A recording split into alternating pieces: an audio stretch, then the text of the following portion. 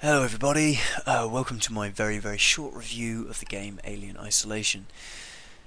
Basically, I love this game. It is really exceptional. I didn't really know what to think, and I played a blind playthrough as you may have already watched, but I thoroughly enjoyed it. It's beautiful, the controls are good. I mean, you can see in the background here some of my gameplay, and you can see the static when you check the map, and the kind of the fonts and the design of all of the kind of interactive menus and terminals that you encounter. It's all just themed to perfection.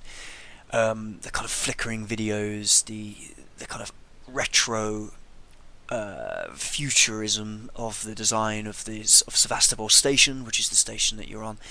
Here you can see me cowering underneath a desk, kind of listening and waiting to see if the alien comes to get me. And the game is absolutely gorgeous. The character design, the alien design, the design of all of the kind of weaponry and equipment that you use, it's all really nicely done. The controls are excellent. They're kind of intuitive. They're complicated, but they do get introduced to you quite slowly and fluently. And you do end up using them all as well, but they're kind of very naturally introduced as the game goes on, so you kind of can quickly do certain things, which is very important when you have the absolutely ruthless alien on your tail. The alien itself is just a brutal, clever, indestructible monster which keeps you on the edge of your seat throughout. As you can see, look, I've barely moved from this room in the video, and you can see the alien there, but it can hear any sound, any footstep, any kind of interaction at all that you have with the environment, and it hunts you down very quickly.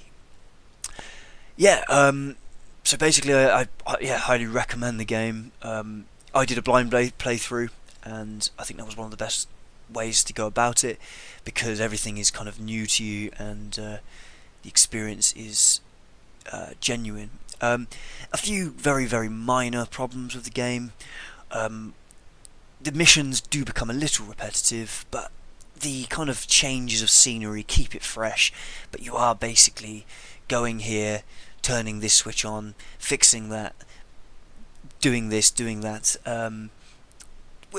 But like I say, it's a very minor issue of the game. Secondly, there is as the game goes on, the equipment that you gain late in the game slightly takes the edge off of the kind of tension as you build up your defense against whatever you meet around Sevastopol Station. So basically, excellent. One thing I should have mentioned, which I think is probably one of the greatest features of the game, is the lighting. The lighting is superb. It keeps like an atmosphere and an ambience of tension and suspense throughout the game, whether you're kind of cowering and hiding in that darkness or getting lost in it, or it's concealing quicker routes. It's really beautifully done, and it really accentuates the design of Sevastopol. Anyway, if you haven't watched it, please do check out my Let's Play blind playthrough of the game, or play it yourself. Highly recommended.